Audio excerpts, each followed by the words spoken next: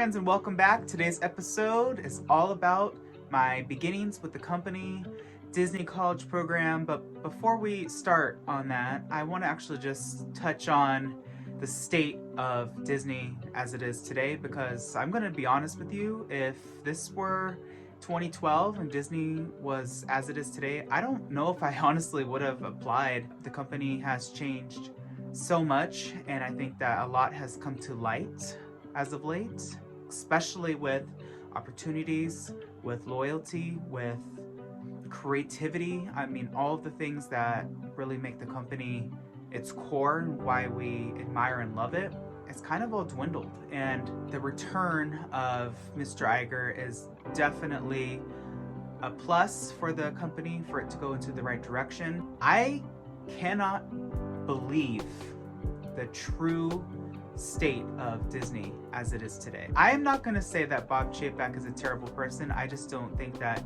he is fit to be Disney's CEO. To be the CEO of Disney takes a very intelligent, charismatic, loving, passionate, creative, looking beyond type of individual. What does that mean? That means somebody like Walt. Before any of those, you have to be creative. And Disney is a creative company. They're a storytelling company. So if you put somebody that loves numbers before story, it ain't gonna end well. Of course, Disney has had a lot of CEOs over the time. Not too many. There's probably like less than 10, I would imagine.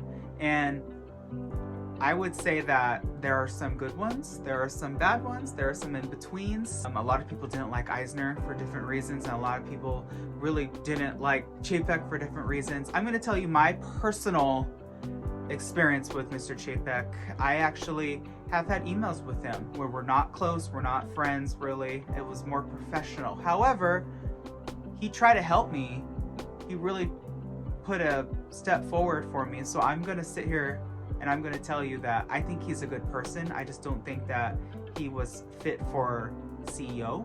I think that it was very overwhelming, and I think that COVID really did hit the company harder than they care to admit.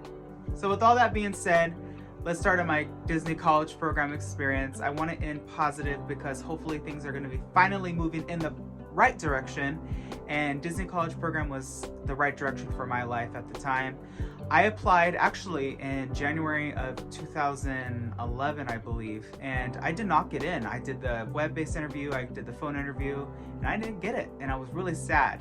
And I just knew that this was the right thing for me, so I applied again, and I finally got in. And I think I should go into detail a little bit about the interview process.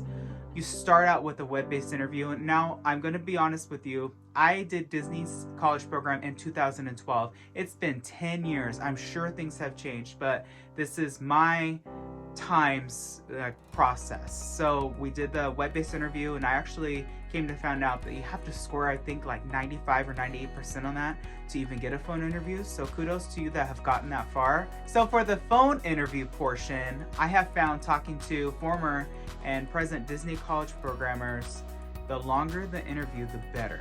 And my interview, the first time I remember, was like, I think 10 minutes, and the second time it was 23. So that really goes to show that, and I honestly personally believe they look at that as a determining factor whether you get in or not. And you know, I definitely selected attractions. I think I did retail and photo pass. It's really hard for me to remember.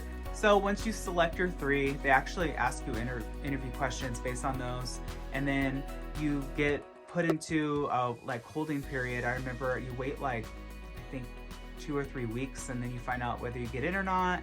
So I got accepted, and I got into attractions, and that was such a fun time in my life, because not only did the Disney College Program introduce me to my now best friend, but I also met so many other friends in so many different walks of life. I think that the college program experience is the closest thing that you're ever going to get to being on TV, like in a reality TV show. We're all thrown into a room together, and you don't know, you know, who everyone is and what they're about, and you really learn about other people in a just much more personal way because you're living with them. So I lived in a room with 3 other gentlemen, and during that 8-month period, 2 of them left, and it was just me and one other roommate. So they definitely got eliminated. So don't be surprised if you apply for Disney College Program. Not everyone will follow from beginning to end. People will drop out, people will get kicked out, and people will just leave for, personal reasons. Work itself was a lot. They gave you 3-year seniority, and let me tell you, they work you so much. If you're in housing, a lot of your paycheck actually is pulled out and then put into the housing, which is insane. I don't even remember how much we paid for housing. It's been that long, but I know it was a ridiculous amount considering there was 4 of us. You are always given, I think, Tuesday off or Tuesday mornings because you do classes, and that's something that I will say was one of the best things that I took from Disney College Program, is learning the importance of networking and the leadership speaker series. They had a fantastic teacher named Claudia. I'm sure she's still there. You really learn about so many different aspects of the company. Somebody would come from WDI, some people would come from Disney Animation Studios, Disney Consumer Products, parades. It was really somebody for everybody every single week, and it was so fun because you got to learn, you got to network, you got to be in touch with so many different people. But at the end of the day, none of them really cared to help you. And that's one thing that I'm going to just tell you right now. You will meet so many amazing people in your life. Network with them, but don't expect them to really help you, especially if you want their position. They're not going to give it to you. And that's one thing that I learned from experience, because I really wanted to get into figure finishing, for instance, or Imagineering or animation. And I would meet with all these people, and they would sit down with me. They would put me in touch with somebody, and that's it. They would just pass the baton. So you really have to learn, especially if you're young, you need experience. That is going to be my #1 tip for you if you wanted to do Disney College Program. And you also get a lot of hands-on experience with volunteer work, and that was really fun. You really get to give back to the community. I really like that. And you also do a lot of really fun things for the Disney College Program. So, for instance, we got to go up to Walt's apartment. We got to go up to the Dream Suite. We got to ride Space Mountain with the lights on. There was a lot of things that was really fun just for being in the college program that you normally do not get to do just as a regular cast member. So I actually did get hired in both. I got hired in through CP, then I left, and then I got hired back again as a regular cast member.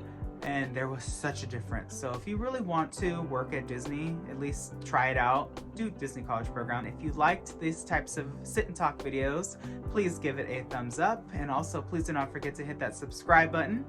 You are in for a treat next year. I have a lot of new videos coming your way. So sit back and relax, and I will see you all next time. Later, dreamers.